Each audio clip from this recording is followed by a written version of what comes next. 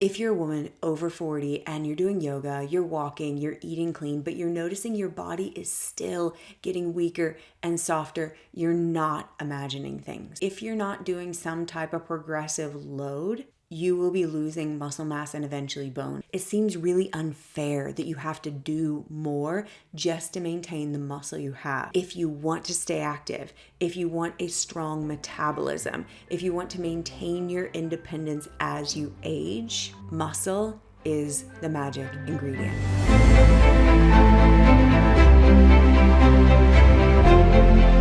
In this video, you'll learn what happens to muscle as we age, why muscle matters for your whole body, including your hormones and your metabolism, not just strength, why you might be resisting building muscle. In this portion, I will confess how I have prioritized skinny over strong, and how you can build muscle in a way that works for you. When you notice that your body is getting softer, weaker, or less capable, you didn't do anything wrong and you have not missed the boat. It is never too late. Muscle loss is a natural part of aging. After about 30, muscle mass starts to slowly decline. After 40, we lose about 3 to 8% of muscle mass per decade. After 60, it can be as much as 10 to 15% of muscle mass per decade. What this means is if you do nothing, you will slowly get weaker and softer year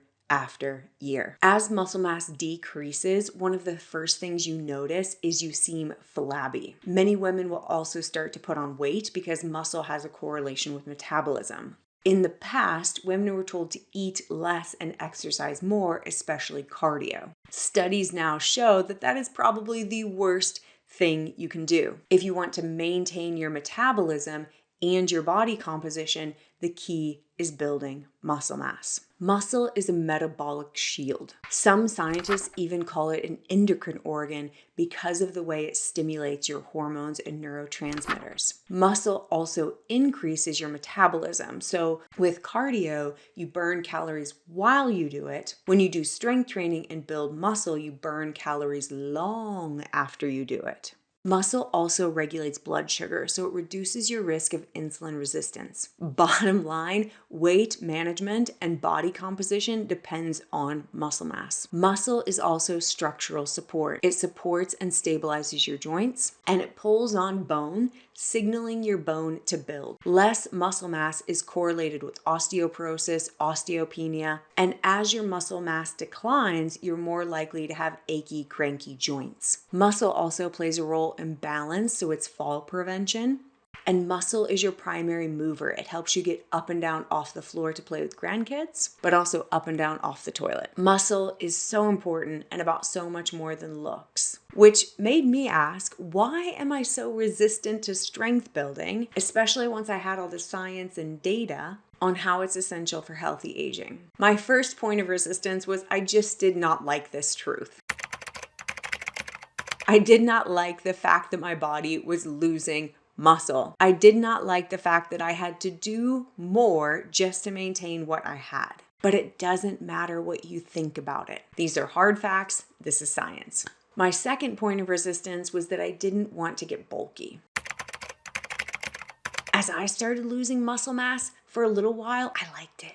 I've always had an athletic build, but when I started losing muscle, I was finally thin. But then one day I got out of the shower and I saw my thighs in the mirror. And then I looked down at my thighs and was like, are those my legs? The texture was changing. I had gone from lean to a little bit flabby. And that's when I committed to strength training. But I did it in a way that worked for me, and I'll tell you more about that in a moment. Point of resistance number 3 was I hate the gym. So I didn't go in the beginning. I began building strength and muscle mass at home on my yoga mat with bands and hand weights in a way that felt safe and inspiring and satisfying for me.